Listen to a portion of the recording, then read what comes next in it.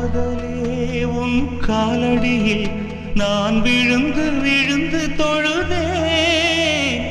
கண்களை நீ மூடிக்கொண்டாய், நான் குலுங்கி குலுங்கி அழுதேன். இது மாற்றமா தடுமாற்றமா?